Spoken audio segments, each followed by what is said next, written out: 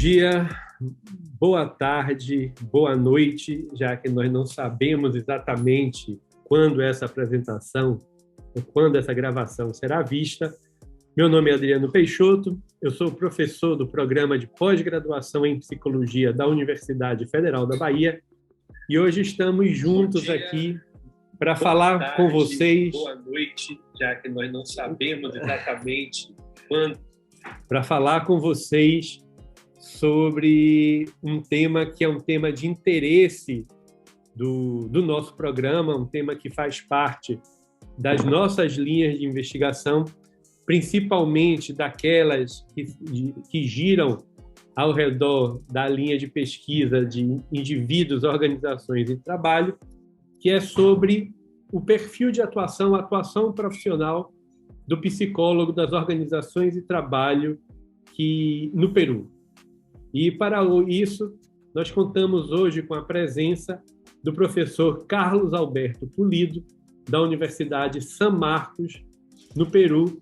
Ele também é membro, participa de um grupo de assessoramento do Colégio de Psicólogos Peruano, que é responsável pelo trabalho que o professor Carlos vai nos apresentar hoje. E eu acredito que essa é uma temática interessante.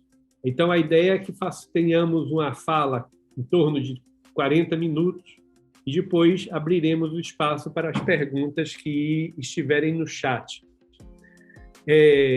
O professor Carlos vai fazer a sua apresentação em espanhol. Hoje, a internacionalização do nosso programa impõe, né, ou traz consigo outros idiomas, e é nesse espírito que hoje vamos ouvir um pouco a experiência do Peru para que nós possamos conhecer um pouco as novas realidades. O professor Carlos tem um espanhol tranquilo, posso garantir a vocês, ele fala devagar, dá para ouvir, dá para entender, e as perguntas podem ser feitas para a gente aí em espanhol, português, portunhol e inglês. Então, professor Carlos, é um grande prazer tê-lo conosco, seja bem-vindo. O senhor com a palavra, por favor. Muchas gracias, Adriano. Muchas gracias por la presentación. Y les quiero comentar de que esta presentación que vamos a tener sobre el perfil de la actuación del psicólogo organizacional peruano tiene como origen, ¿no? Un grupo de trabajo que muy arduamente han apoyado para trabajar este esfuerzo, ¿no? Es Nicole Oré, Marilena Castillo y Ernesto Manfredi, que son parte de un grupo de una comisión permanente del Colegio de Psicólogos, que nos dijeron, oye, a ver, investiguen qué es lo que pasa con el psicólogo organizacional y den sus propuestas.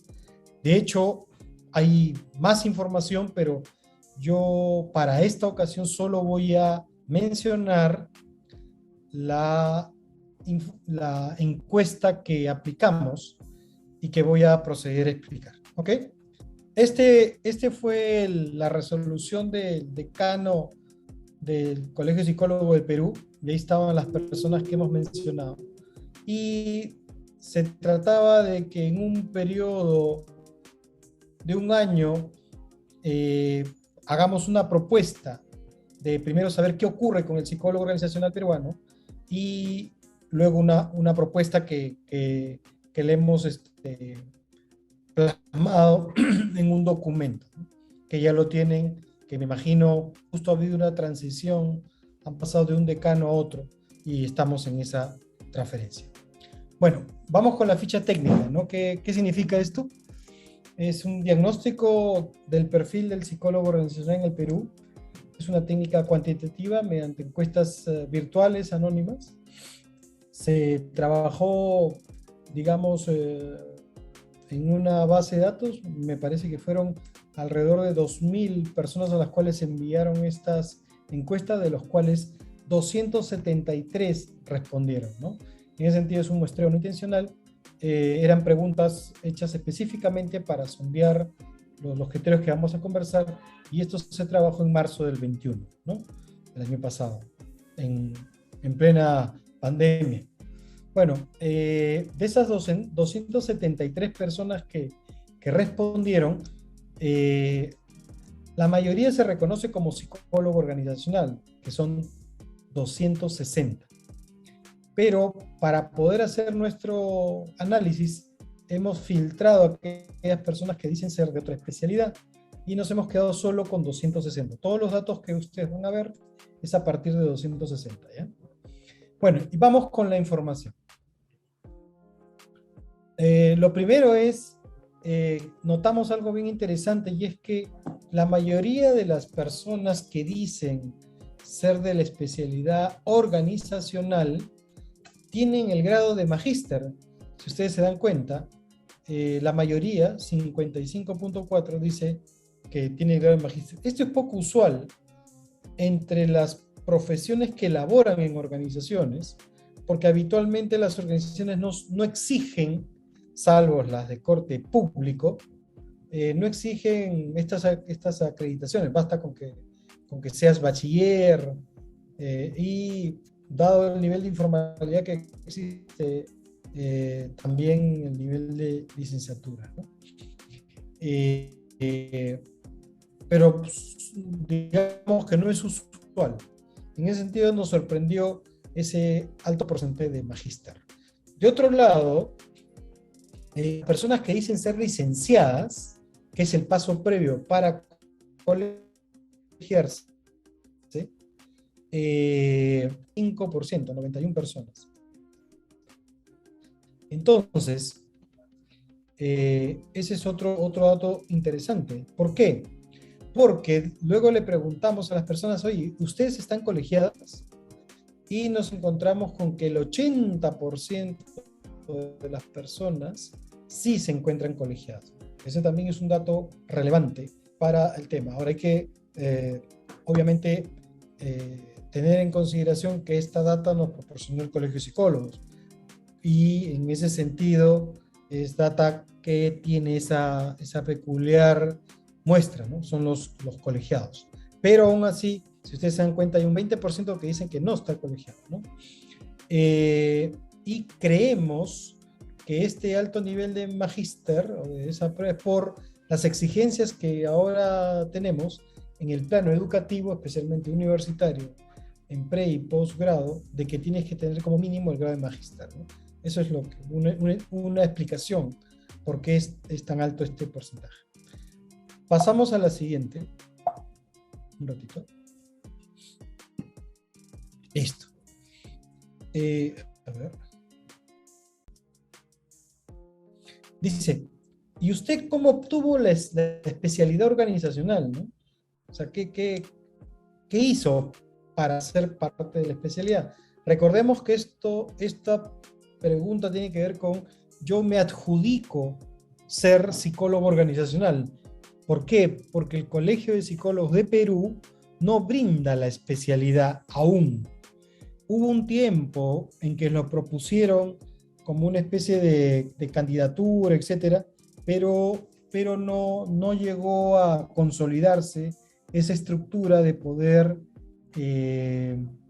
digamos, brindar una especialidad, como si existe en el colegio, por ejemplo, de médicos, ¿no? En donde uno tiene el curso de especialidad y adopta, ¿no? Sale como médico general y luego adopta una especialidad. Y es avalado por colegios médicos. En nuestro caso, en el Colegio de Psicólogos del Perú, no tenemos esas especialidades, ¿no? Estamos trabajando en ese tema. Y justo por eso se conformó este grupo, para poder brindar qué criterios deben de tener para que se dé la especialidad organizacional. Entonces, esto que nosotros estamos preguntando es lo que se adjudican las personas, ¿no? Y hay acá un dato bien interesante. Las personas que solo dicen, oye, mi práctica profesional me dio mi especialidad, es casi 25.4%, ¿no?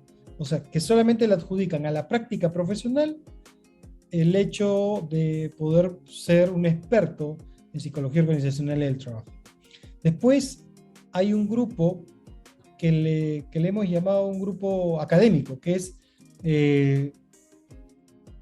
pero que solamente por los estudios académicos, pregrado, ojo, pregrado.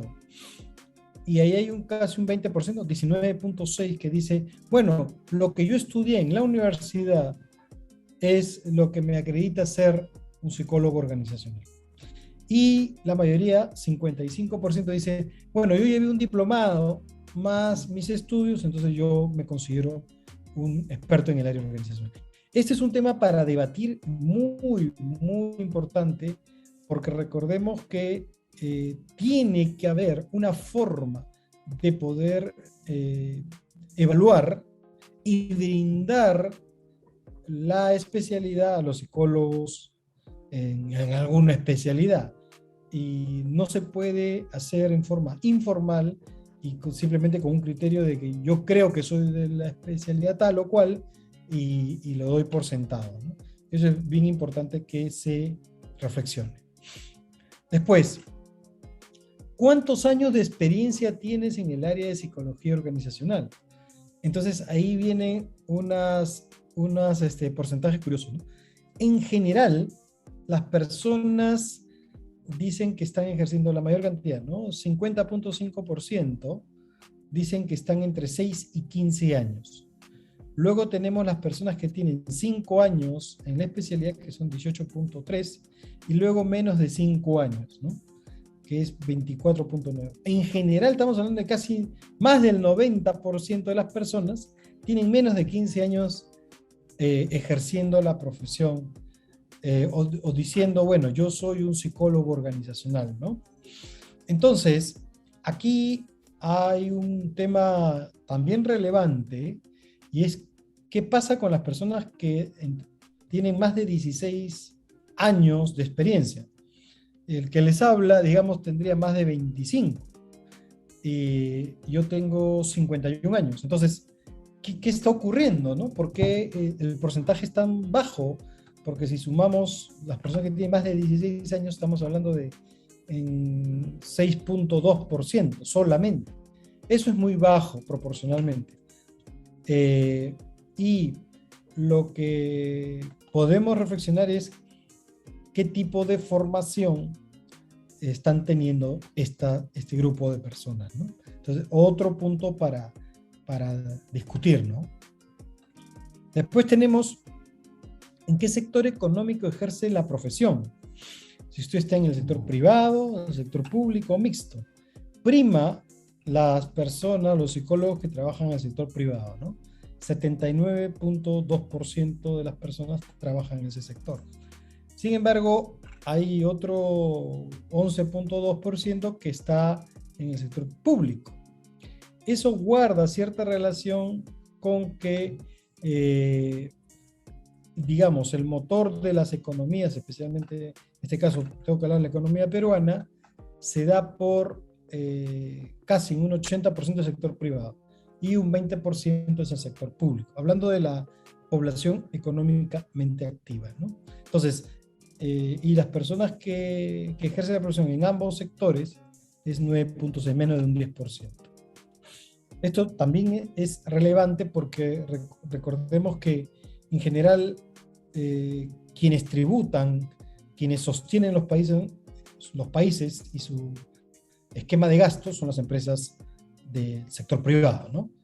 Las empresas del sector público nos ayudan a generar una mejor sociedad con los servicios que obviamente no pueden brindar el sector privado, ¿no? Ahora, ¿en qué rubro económico ejerce la profesión este psicólogo organizacional? Principalmente están en la consultoría y en los servicios profesionales. En la consultoría un 20% y en los servicios profesionales 15.8%. Luego ya vienen otros sectores, ¿no? Con por ejemplo, en el sector industrial, 14.2%, sector público, 11.2%, el educativo, 7.2%, y luego vienen unos porcentajes menores, ¿no? En construcción y minería, que el Perú tiene mucha experiencia, y es uno de sus baluartes, porque en construcción minería es casi un poco más del 60% del PBI peruano. Por eso que es muy relevante ese dato, y solo tenemos un 8.1 de psicólogos que están trabajando en ese sector. Telecomunicaciones 7.3, el aspecto financiero 5.8, comercial 3.8, retail 5%, y saneamiento, agua, qué sé yo, construcción 1.2. Estos datos, como le dije, son relevantes en la medida de que si está consultoría y servicio profesional, estamos hablando principalmente de esta práctica de consejería, asesoría, de los psicólogos organizacionales del trabajo en el ejercicio de en qué rubro económico están, ¿no? Por último, no por último, seguimos. Luego tenemos, ¿y usted qué tipo de servicios brinda? Le hemos preguntado a los psicólogos, ¿no? ¿Qué tipo de servicios brindan? Y principalmente ellos nos dicen, bueno, yo estoy brindando el servicio de selección de personal, evaluación psicológica, capacitación y análisis de puestos. El 68.1% dice hacer ese tipo de servicios. Luego tenemos la formación y desarrollo profesional, ¿no? Temas de clima, gestión del talento, en un 12.3%, la evaluación psicológica y la seguridad y salud ocupacional está en 11.5%, y la selección de personal junto con la evaluación psicológica en 8.1%. Entonces vemos una gran preponderancia en los temas de selección de personal, evaluación psicológica, capacitación y análisis de gestión de puestos. Nosotros ahí hacemos una distinción por grupo, ¿no? Pero luego le preguntamos a ese mismo psicólogo, oye, ¿y tú en qué te consideras experto?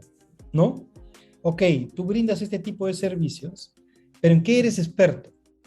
Y ahí nos dio una fuerte impresión que la evaluación psicológica, solamente un 7.3% se considera experto, a pesar de que casi un 70% dice hacerla, ¿no? Entonces, ahí hay una ambivalencia que luego podemos discutir qué es lo que puede estar ocurriendo. Y en el tema de análisis y gestión de puestos, hay un 2.7 que dice, bueno, yo soy experto en esto. Pero lo curioso es cómo cuando le preguntas en qué eres experto, inmediatamente los porcentajes bajan. Y lo que sí, obviamente, tiene un gran atractivo, que se consideran expertos, digamos, es en el manejo de la selección de personal, ¿no? La gestión del talento, el 14.6%, y formación y desarrollo profesional, 17.3%, donde se dan, obviamente, procesos de enseñanza, etcétera, ¿no? Acompañamiento, ¿no? Desarrollo profesional. Ese es otro dato relevante para la discusión de hoy. Después tenemos qué tipo, característica de organización, ¿no?, es la que usted brinda sus servicios, pero principalmente como actividad independiente. Es decir, usted no está laborando de forma dependiente, o sea, no es parte de la planilla, parte de la estructura orgánica de la organización. ¿En qué organización usted labora? Entonces ahí estamos viendo de que principalmente los psicólogos organizacionales trabajan en la pequeña empresa, 26.2%. Eso guarda cierta relación con nuestro sector informal, ¿no? Estamos en más de 79% en el Perú. Se agudizó muy fuerte con el tema de la pandemia y estamos en, bueno, casi 80% de ese sector informal. ¿Qué implica un sector informal? Un sector que no tributa, un sector que no está registrado con un registro único de contribuyente, que no brinda, digamos, sueldos y salarios adecuados con el pago de los impuestos, con el pago de los fondos de pensiones y con el pago de ciertos derechos, ¿no?, laborales al final del ejercicio de las personas, qué sé yo. Entonces, en ese sentido, es una economía muy, muy compleja, ¿no? Porque es más atractivo estar en el sector informal que en el formal. El formal está sumamente castigado en el país en el sentido de cantidad de impuestos, cantidad de normativa, cantidad de servicios que necesitan tener y acceder para poder lograr un mínimo de operatividad para que no las multen, ¿no? Bueno, luego tenemos la empresa mediana, que es 25.4%, y luego la gran empresa con 22%. Nótese, por favor, lo que es microempresa, 8.5% de psicólogos trabajan ahí, y lo otro son las startups, que hay 7.7%. O al menos ellos adjudican estar en esas. Eso es un dato relevante, ¿no? Porque ambas, microempresas y startups, son negocios germinales, ¿no? Son empresas germinales. En el país, la noción de pequeña empresa es menos de 50 personas. Mediana es entre 50 y 200 personas, puede llegar hasta 500, y más de 500 es la gran empresa.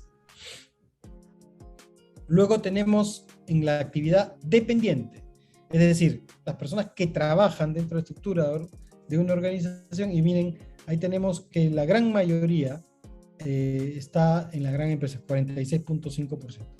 Eso es cuando es dependiente. Recordemos lo que hemos mencionado hace un rato del tamaño de la organización y digamos, los servicios que brindan a las personas, a los que trabajan, ¿no? Hablo de los fondos de pensiones, hablo de gratificaciones, sueldos a tiempo, etc. Entonces, la mediana empresa también tiene un 27.7, ¿no? Y la pequeña ahí se reduce, 11.2, ¿no? Por favor, miren cómo se reduce también en las instituciones públicas, ¿no? 9.6%. Microempresas se reduce aún más, 2.3%, y startups 2.3%. O sea, estas personas, digamos, son los psicólogos que estarían en una planilla de este tipo de organizaciones, ¿no? Después dice, de las preguntas de las organizaciones anteriores de carácter independiente, ¿en cuál has ejercido por más tiempo, ¿no? Independientemente. Entonces ahí notamos, ustedes notan que es la mediana empresa la que principalmente es la primera, ¿no? 28.5. Y es el empleador que más tiempo de ejercicio laboral brinda, ¿no? Luego viene la pequeña empresa, 26.2, y luego la gran empresa, 21.2. Ahí se habla, o sea, en tu ejercicio profesional independiente, ¿cuántos años has estado trabajando en una empresa? Ese sería el vector de esta pregunta, ¿no? Miren la reducción del tiempo de trabajo en instituciones públicas, 6.5. En la microempresa, 7.7, y la startup, 7.3, ¿no? Esos son, en líneas generales, la información que yo quería compartir con ustedes sobre qué cosa preguntamos a los psicólogos. Voy a pasar a brindarles el mapa funcional de los psicólogos, es decir, qué cosa se piensa que debe ser las funciones clave, ¿no? Y el propósito de un psicólogo en general. Y lo traigo para que ustedes lo miren, lo revisen. Seguro que vamos a compartir este PowerPoint con las personas que deseen. Y esto, digamos, son como las características más relevantes que tiene un psicólogo en el país, ¿no? Nomás para mencionar algunos aspectos, hay su propósito es atender la conducta humana orientada al bienestar psicológico de la persona en sus diferentes contextos de interacción basados en las actividades del psicólogo, contempladas en la ley, reglamento, en las normas el reglamento del psicólogo, normas vigentes y estándares de calidad. Ese sería como el propósito de la especialidad. Ojo, acá estoy hablando del psicólogo en general, ¿ah? Y lo curioso es que la mirada de las competencias, que en este caso son 8, la mayoría, y por eso lo quiero discutir y traer a esta discusión, es que la mayoría tienen un perfil de psicólogo de la salud, ¿no? Y educacional principalmente. Otro tipo de especialidades no se ven en este mapa funcional, pero es parte, imagino, de un desarrollo de la especialidad en cada país, ¿no? Si solo según la normativa del Colegio de Psicólogos tenemos 14 especialidades, ¿no? 14 especialidades. Una de ellas es la psicología organizacional y del trabajo. Para cerrar esta presentación y entrar en el diálogo, les quiero comentar algunas de las conclusiones. Bueno, las conclusiones, ¿no? El número de psicólogos encuestados, al ser intencional, puede tener una reducida posibilidad de extrapolación, ¿no? Dado que nos brindaron un listado, aplicamos y 273 personas respondieron. Pero la originalidad de esto radica en que estas personas sí se autoperciben psicólogos organizacionales. Y en ese sentido sí es original.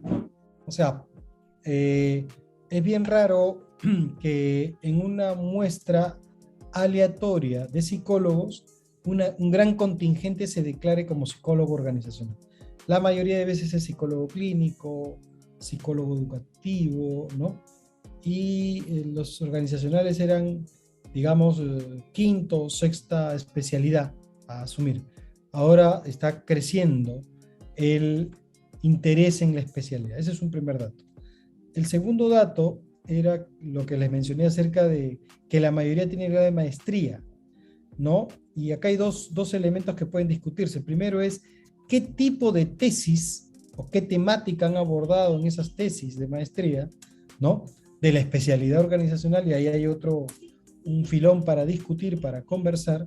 Y el otro es que es muy probable, como les había comentado hace un momento, que la maestría sirva para ejercer la docencia en el pre y posgrado, porque es un requisito obligatorio en estos últimos años en el país, ¿no? Creo que eso es alrededor de 10 años que ya se vuelve obligatorio tener el grado de magíster para ser docente universitario.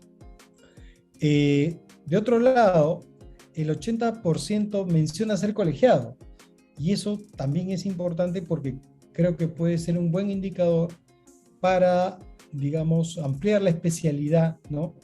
Y que el Colegio de Psicólogos respalde y oficialice esta práctica con la dación de una, digamos, una certificación que acredite que la persona es psicólogo organizacional y del trabajo o psicólogo organizacional.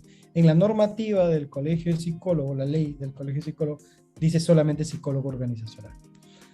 La mayoría de los psicólogos, casi 55%, dicen, ¿no?, haber adoptado su especialidad, y pongo entre comillas la especialidad, mediante un diplomado. Un diplomado puede darse en 3 meses,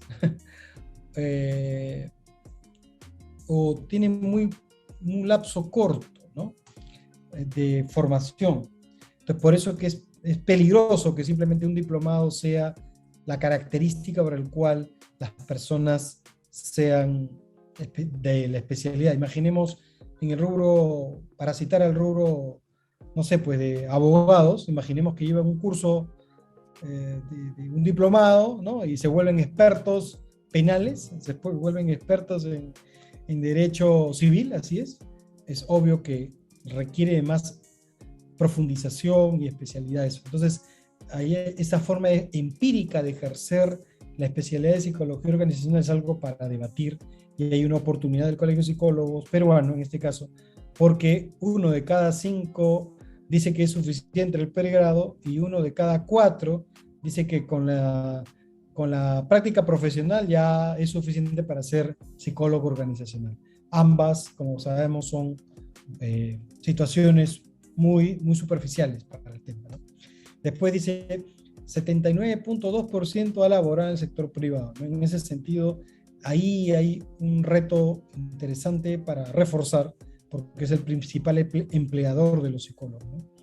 Después, ya les mencioné los que se consideran expertos, ¿no? Y que solo un porcentaje muy tenue, 17.3 en este caso, dice que para formación y desarrollo profesional se consideran expertos.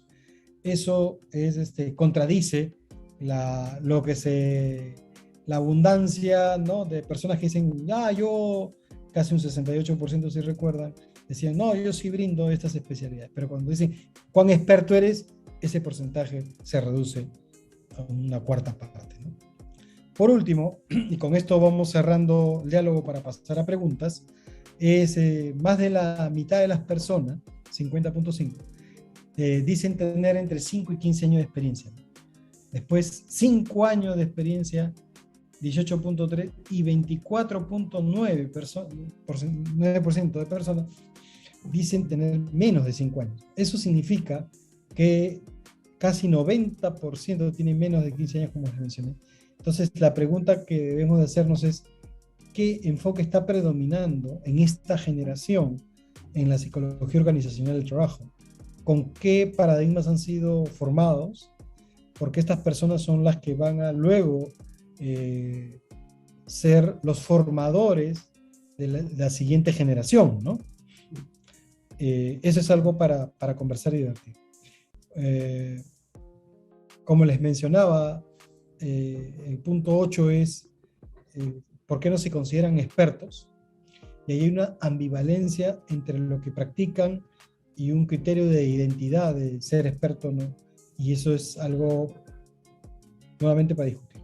La gran empresa es la gran empleadora de los psicólogos, y el mapa funcional que les mencioné podría, en su crítica, tener una perspectiva reduccionista al ámbito clínico educativo, clínico, y esos serían, digamos, los temas que traigo a colación para poder discutir y poner en la palestra el perfil de psicólogo organizacional en el Perú.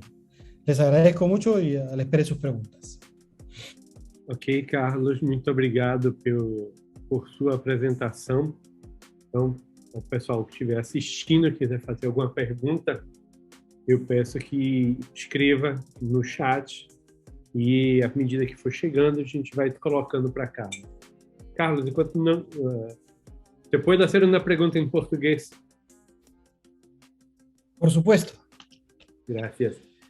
Então, uma primeira pergunta é justamente sobre a amostra, né? Você entende que a amostra é pequena, mas qual é o tamanho do universo? Quantos psicólogos existem no Peru, registrados no Colégio de Psicólogos? Essa é uma primeira pergunta. Qual é o tamanho do universo? Entendido perfeitamente. E, bom, quantos psicólogos existem? Se vocês têm alguma estatística sobre os graduados, o pessoal licenciado e quantos se registram no Colégio de Psicólogos, e desse total, se vocês têm o que é que vocês estimam que sejam psicólogos organizacionais do trabalho, não da pesquisa, mas do conjunto de psicólogos no Peru. Qual a estimativa que vocês têm? A ver, un dato aproximado de cuántos son los psicólogos colegiados en el Perú es poco más de 32,000. O sea, 10 veces menos que ustedes. Creo que ustedes están en 300,000, ¿no? Llegamos a casi 430,000. Dios mío, ya, me quedé corto. Y de ellos, las personas que aportan, porque recuerdan que se colegian y tienen que pagar para estar habilitados. Esos habilitados eran el 10% de eso, era más o menos 3.300 personas que pagan el derecho para estar habilitados. Y eso principalmente se da en el sector público, porque hay mucha normativa atrás para que estas personas puedan ejercer peritajes, informes, etc. Pero en general, la normativa no es punitiva respecto a los psicólogos que no están habilitados. Y la noción de habilitación en el Perú tiene dos criterios. Uno, que la persona no haya incurrido en una falta ética. Y por eso es importante que siempre esté registrándose, y la habilitación dura 3 meses. Un poco para ir viendo si es que no hay algún tipo de problema con el psicólogo, ¿no? Y lo segundo que tiene la habilitación es obviamente su nivel de cercanía al colegio, los cursos de perfeccionamiento, etcétera, que para el caso organizacional, como sabemos, digamos, no tan frecuente, ¿no? Sin embargo, ha aumentado en este último tiempo. Mas desses 33 mil, veja, 3 mil se colegiam, ingressam, pagam a colégio de psicólogos. Esse baixo número, você diria, você falou em inexistência de normativa. Poderíamos falar também que isso é uma expressão de uma poderia ser expressão de uma dificuldade financeira por uma inserção precária, ou é uma característica mesmo da não exigência? O que você acha? No te podría decir si en realidad es precario el ingreso de los psicólogos, pero sí te puedo decir cuánto es en dólares. Son $48 al año, $48.6 al año. A média Eso, dividido en meses sería $4 mes. $4 es un plato de ceviche. Y yo creo que todos los psicólogos se comen su ceviche, así que deberíamos dejar de comer el ceviche y pagar nuestro colegio de psicólogos. Entonces, no creo que sea una cuestión económica. Yo creo que es parte de una sociedad altamente informal y que arrastra también a todas las especialidades, ¿no? Hay dos tipos de especialidades en el país donde ese nivel de informalidad es mínima. Uno es el colegio de... perdón. Colegio de médicos, colegio de abogados y colegio de ingenieros. ¿Qué ocurre en esas 3 especialidades? Que si no están habilitados, pueden tener serios problemas judiciales.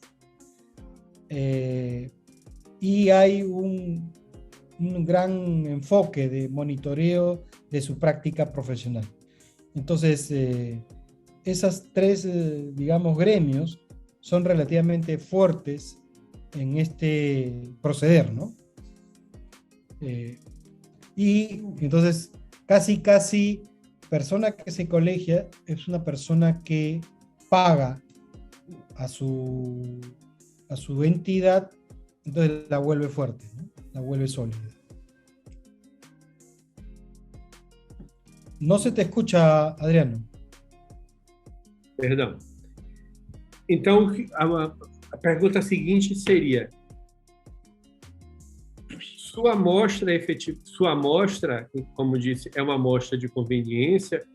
Então, na verdade, o que vocês provavelmente capturaram são pessoas, uma realidade de profissionais que estão próximos, cerca do Colégio de Psicólogos. Pessoas que têm um entendimento, profissionais que têm um entendimento, uma relação ou uma percepção que talvez não seja equivalente à da maioria dos psicólogos que atuam, né, no cotidiano, no dia a dia. Concuerdo con tu aproximación, es correcta, pero hay un detalle. También existió un 20% de personas que no eran colegiadas y que se adjudican ser psicólogos organizacionales. Y en ese sentido hay un 20% de personas que, entre comillas, no están cerca al colegio de psicólogos, ¿no? Entonces, pero yo sí creo, por lo que has mencionado, son personas que están cerca al colegio, están, entre comillas, más vinculadas, pero aún así la estadística creo que guarda cierta consistencia con lo que podría ocurrir con el psicólogo en general, digamos, ¿ah? De la especialidad al menos. Se calcula que más o menos de la especialidad podrían ser 6.000. No tenemos el dato. 6.000 de esos 32.000 psicólogos organizacionais e do trabalho. Que dicen ser. Que dicen ser. Porque no tenemos la especialidad. Yo tengo un cartón y soy el número 5 por el Colegio de Psicólogos que dice: el señor Carlos Pulido es psicólogo organizacional. Pero en el proceso creo que hubieron 20 o 15 personas nomás y luego lo pararon.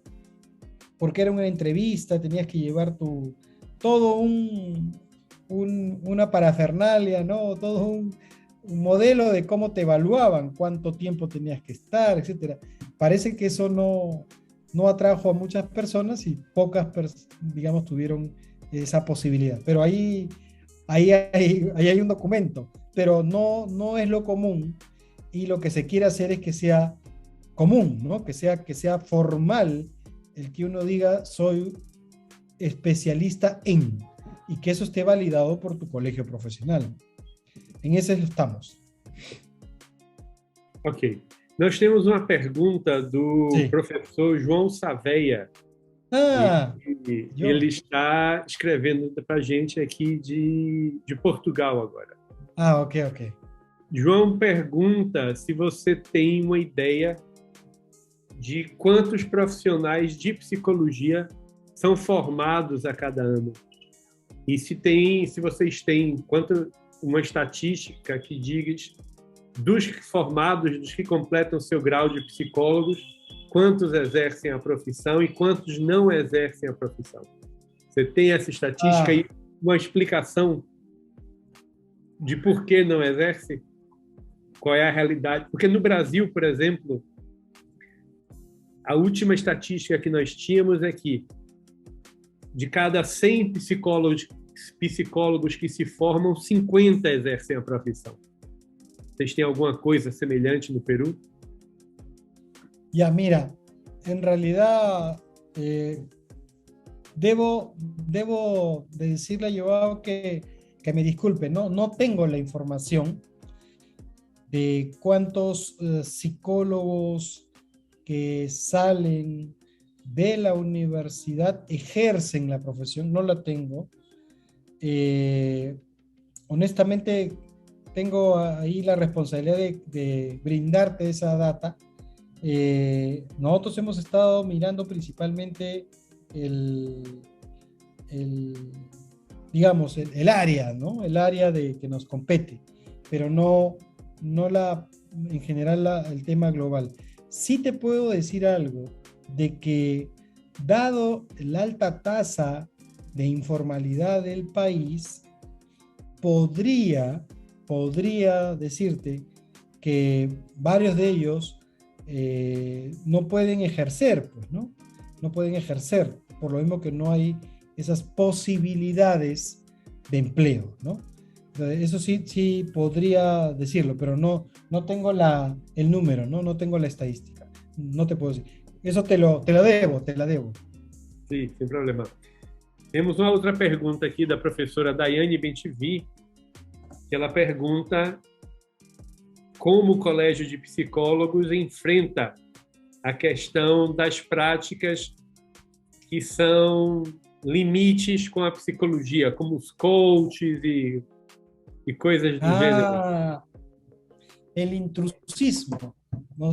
Ese es el nombre que tenemos, el intrusismo, no ha sido muy fuerte, por ejemplo, la incursión de los coach, ¿no? De los coach desde diversas áreas, ¿eh? Ingeniería, administración,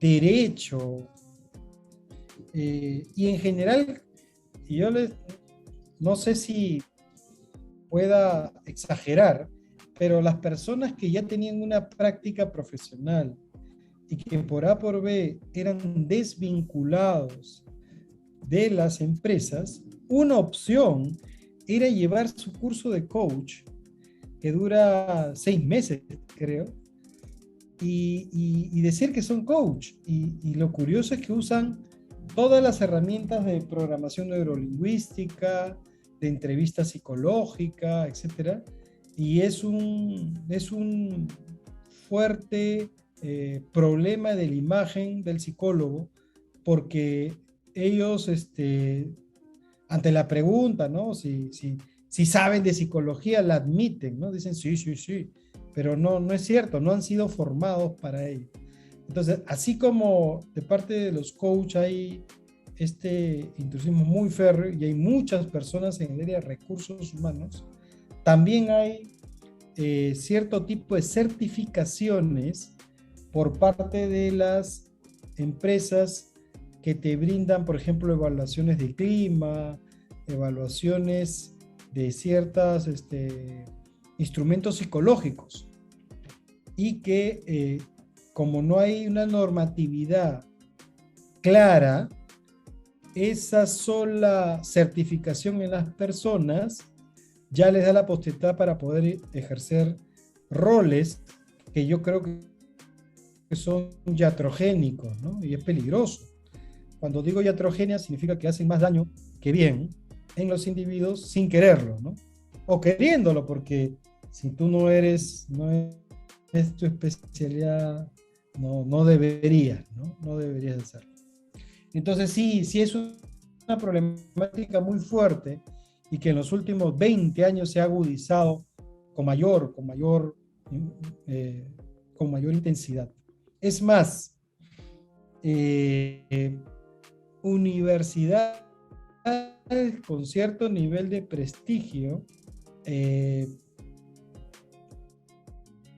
tienen en su staff de docentes personas que dicen ser coaches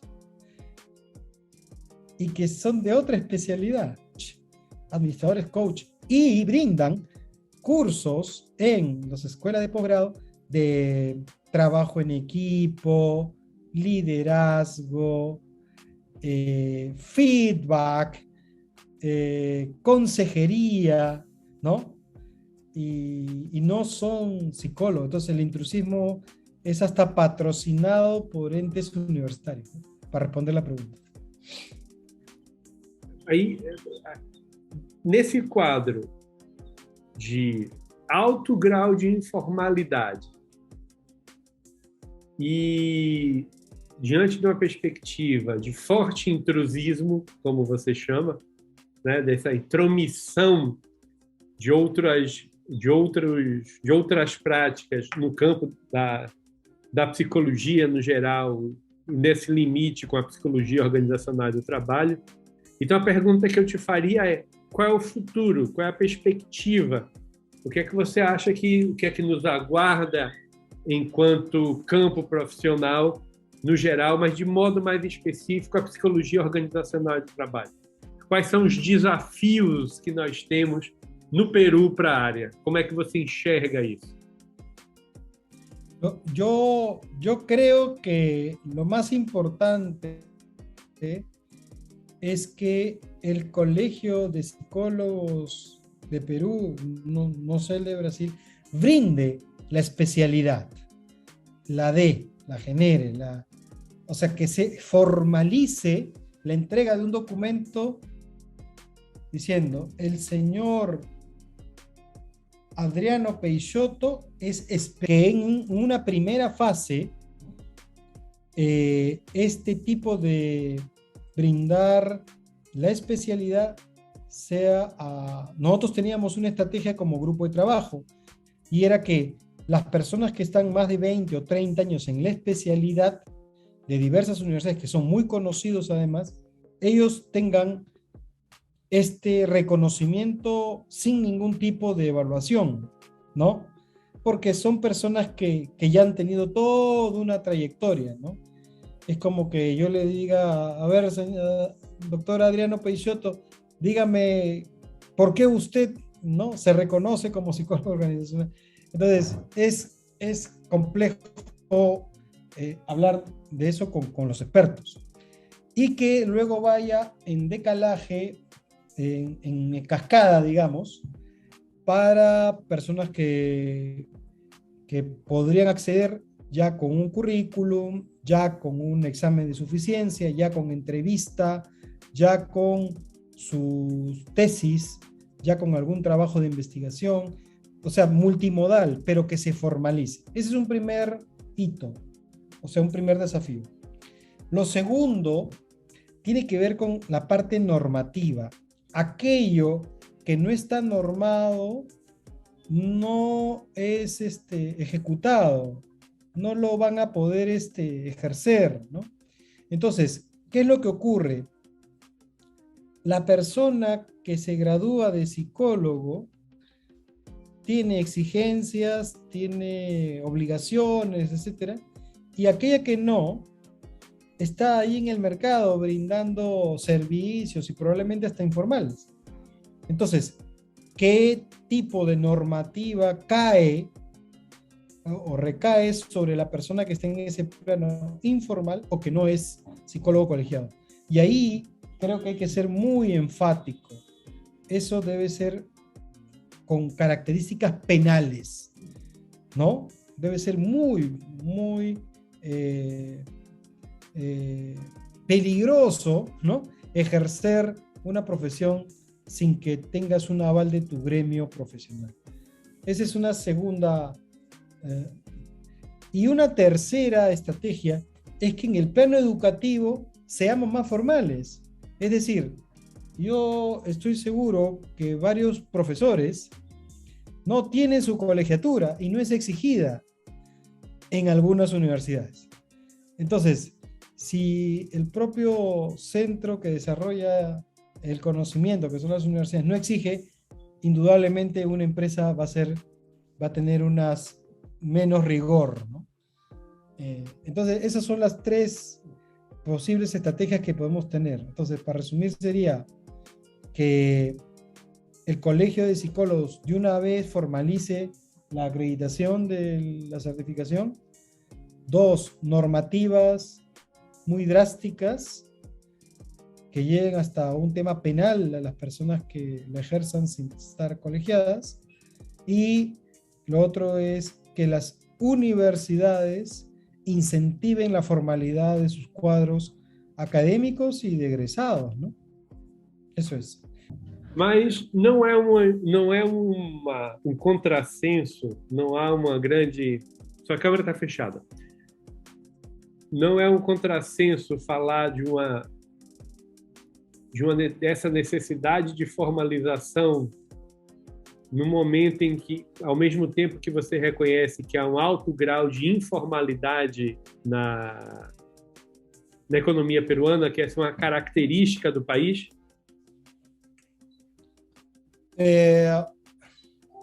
Sí, yo estoy de acuerdo que hay un contrasentido en lo que estoy diciendo, pero tenemos 3 evidencias de 3 colegios profesionales que en un país informal han podido tener mucho éxito. Colegio de médicos, colegio de abogados y colegio de ingenieros. Entonces, lo que ellos tienen es una sólida estructura normativa, o sea, aquel ingeniero que practica su profesión y no tiene la colegiatura, va preso, pierde su grado, ¿no? Universitario. O sea, es muy drástica la sanción. Un médico que no tenga la colegiatura, que no tenga la especialidad, etcétera. El ministro actual está a punto de ser vetado del ministerio porque dice ser una especialidad que no es. Es un médico general y le va a costar el puesto eso. Vas a ver, aún con el aval político del presidente que tenemos. Y a nivel de los abogados, no pueden ejercer ninguna defensa, no pueden hacer nada si es que no están habilitados. Nada, nada. Ni siquiera enviar un correo electrónico a un juez o recibirlo, siquiera. No pueden hacer nada. Entonces, creo que es cuestión de entender cómo funciona el aspecto normativo en nuestras sociedades, porque no solamente es Perú, o sea, preguntando niveles de informalidad, también hay en Argentina, también hay en Ecuador, en Colombia, México, todos tenemos cierto nivel de informalidad, ¿no? El detalle está en que sea estructural al órgano o a la entidad que tiene que ser formal, ¿no? Ahí es un problema más serio, ¿no? Y recuerda que en general la especialidad de psicología en otros lugares, ejemplo Europa o ejemplo Estados Unidos o Asia, son muy, muy exigentes con los que ejercen esa profesión y por eso que es prestigiosa. Entonces, algo ocurre en Latinoamérica que nuestra psicología es de un nivel más bajo, ¿no? Algo nos pasa. Bueno, nos pasa. Você falou do prestígio que a profissão tem em outros lugares. E aí, já caminhando, nós estamos já perto do final do nosso tempo, quando você, a mim me parece que quando você fala que profissões como engenheiro, advogado e médico são profissões com alto grau de normatização no Peru e a psicologia não, a pergunta que eu te faria, e você já me deu uma indicação, mas farei do mesmo modo, qual é o grau de prestígio social? Como você avalia o prestígio social da psicologia no Peru? É uma profissão de alto prestígio, de baixo prestígio?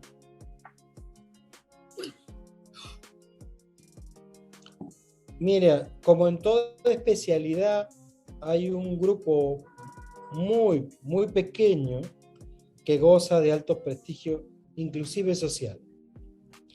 Sin embargo, en general, la profesión no goza de prestigio social y en términos de la salud, porque la psicología pertenece a la ciencia de la salud en forma general. Hablo en estructura normativa, hablo de la norma del Ministerio de Salud.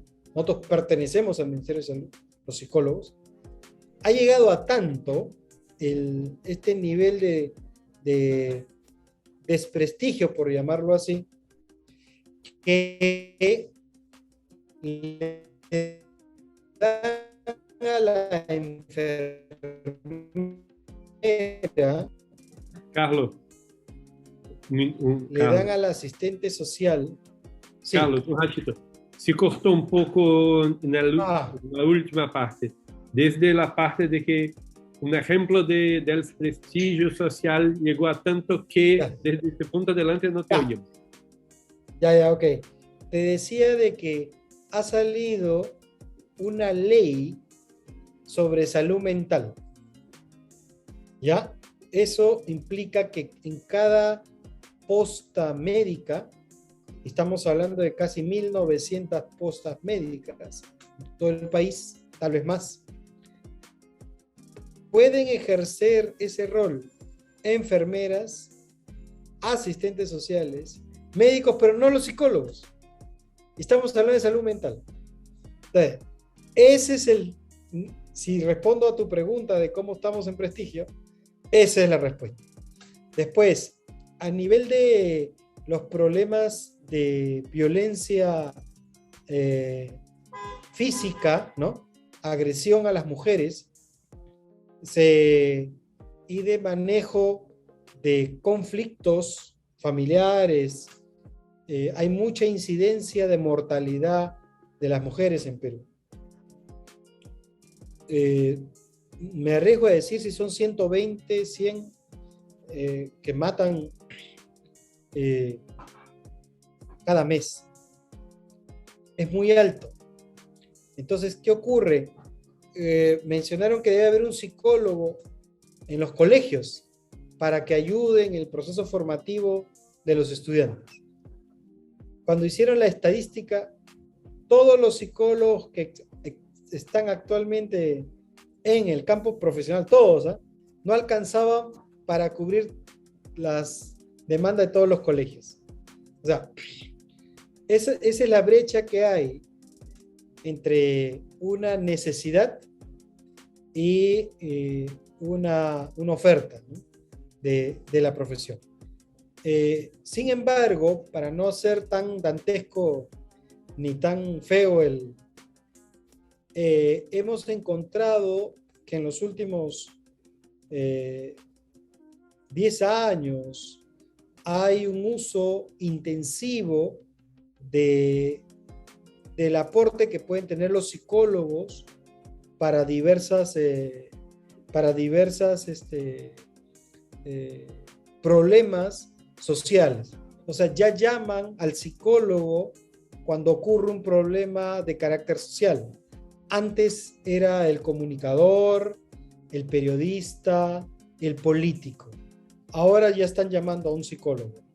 Eso ya es un cambio. Y son buenos, ¿no? Pero, por ejemplo, siempre hay estas personas que trabajan en los realities, ¿no? Y que menoscaban la imagen del psicólogo y que dicen cosas sin fundamento.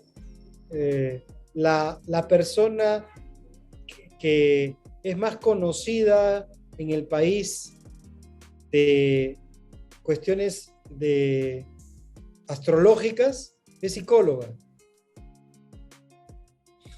Entonces, astrología. Sí. Y tiene su revista, y sale en televisión todos los días. Já é psicólogo. A gente tem mais uma pergunta aqui, já caminhando para o final, de fazer essa depois de mais uma. Se é de Caroline Príncipe.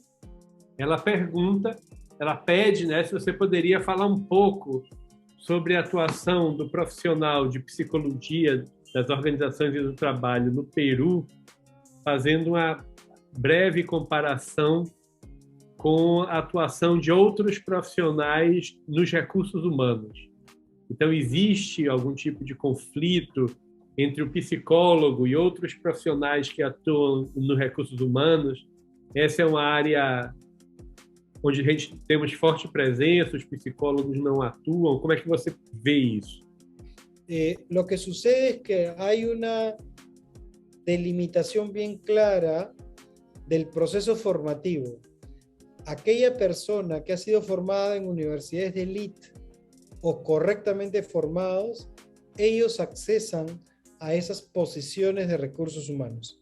Si el psicólogo puede acceder a esa élite de formación profesional post el grado, o sea, después de tener su bachillerato, su licenciatura, se accesa. Pero si no, no. Por lo tanto, hay un tema técnico-económico, por llamarlo así, para accesar ahí.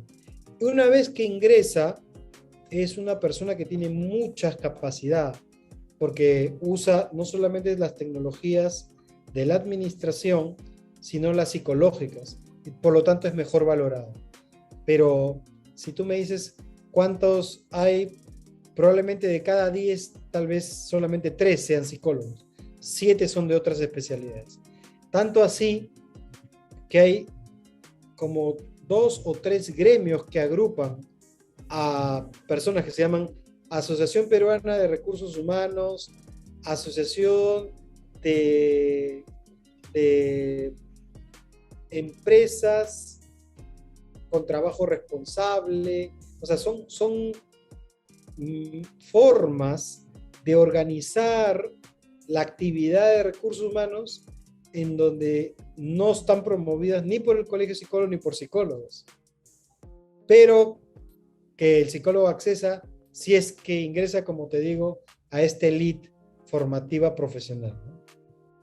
Bom, eu tenho uma última pergunta, o nosso horário já está chegando. Já. Na sua opinião, que contribuições o psicólogo das organizações e do trabalho, o psicólogo de pote, pode dar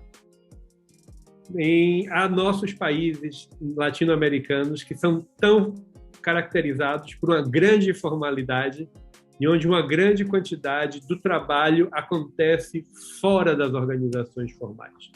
Como podemos atuar e como podemos contribuir com isso? Si respondo esa pregunta, Adriano, ya me merezco otro viaje a Salvador de Bahía, pero voy a intentar. Mira, yo creo que los psicólogos organizacionales tenemos que mirar los grandes problemas de nuestras sociedades y tratar de resolverlos a través o de la academia o de la empresa. Las empresas necesitan personas sanas, sociedades sanas, porque así crecen y desarrollan más rápido. Entonces, ¿qué es lo que creo que deberíamos de apuntalar? Yo creo que es el tema de la informalidad. Y no hay que verla como algo que hay que destruirlo o matarlo. No. Yo lo que creo es que hay que estudiarlo para entender por qué esa informalidad es tan estructural en nuestras sociedades. Y al entenderlo, resolverlo a partir de ese entendimiento. No ir en contra, sino entender qué factores son. Entonces, la informalidad es un aspecto. Y hay que entender qué cosas son lo que vincula, lo que une, a por qué la gente, sabemos los beneficios, pero de estar en la informalidad. No pagas impuestos, no tienes las normativas, no tienes las cargas sociales, no tienes tanto peso económico que podrías quebrar, ¿no es cierto? Entonces, ese es el atractivo que tiene, el incentivo perverso le llaman. Pero, ¿qué tal si miramos el otro lado? Por ejemplo, la informalidad se da muchas veces en empresas familiares, son iniciativas de familias, son colocar los sueños, las proyecciones de cada miembro, jefe de familia que ve en ese emprendimiento un algo para el futuro de su familia y para él mismo.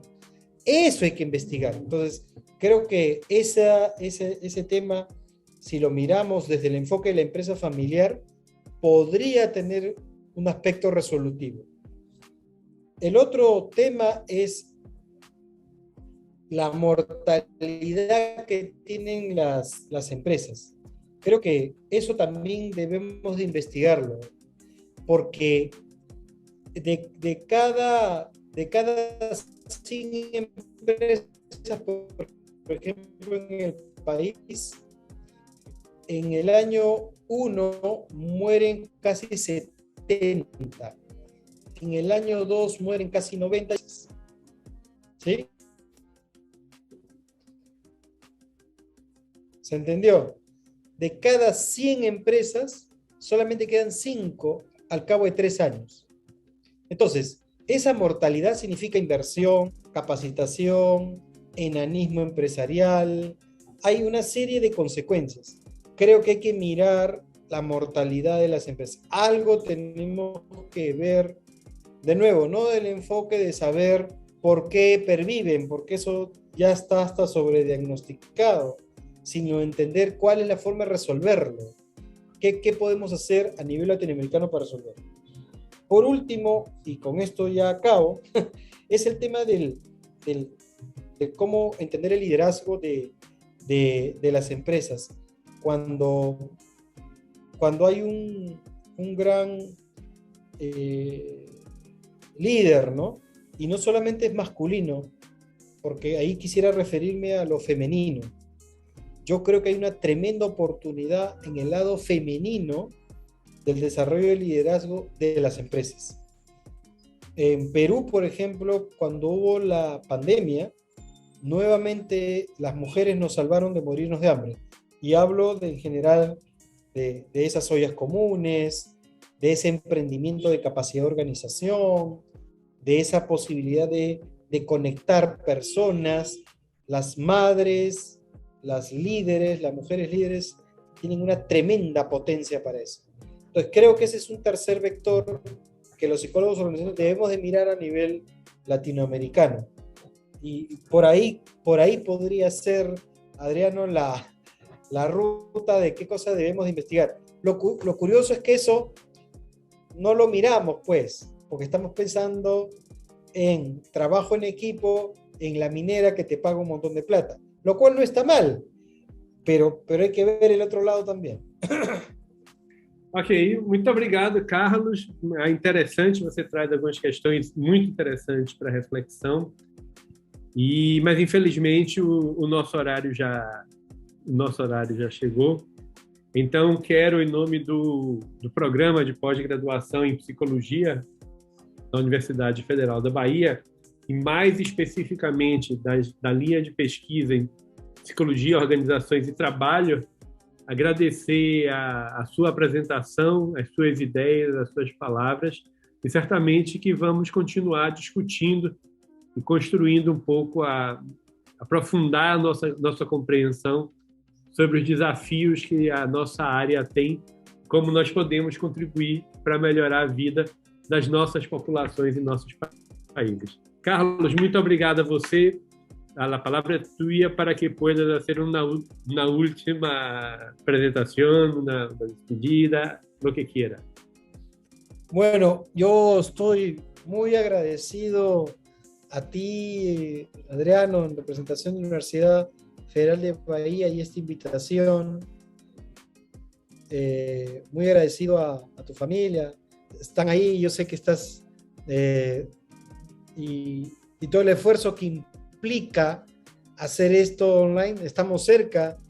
Curiosamente yo estoy en Salvador de Bahía ahora, pero no estamos en la universidad porque simplemente sería un profesional, y es por la pandemia, y es un tema que no solamente apela a la universidad, apela a todo lo que nos ha pasado post pandemia. Sin embargo, es una oportunidad muy enriquecedora estar online, mirándonos, estar cerca y agradecerte, ¿no?, nuevamente a ti y al equipo de personas que han posibilitado que yo esté en calidad de invitado acá en esta presentación y en esta ciudad tan linda que me llevo la mejor de las opiniones. Tú me pediste unos aprendizajes. Ya voy 14. Luego te los voy a pasar. Están muy buenos los aprendizajes. E, gente, então é isso, vamos ficando por aqui. Um agradecimento especial a vocês que estiveram conosco ao vivo, online, e a você que vai assistir em algum momento posterior. Meu nome é Adriano Peixoto, programa de pós-graduação em Psicologia, Universidade Federal da Bahia. Professor Carlos Pulido Caveiro, da Universidade Nacional de São Marcos, esqueci de dizer, ele é sócio de uma consultoria Atanô, no Peru, e a Universidade Nacional de São Marcos é a universidade mais antiga da América, fundada em 1551. Então, isso mostra aí como temos uma longa história, uma longa trajetória a seguir. A vocês todos, muito obrigado. Até a próxima.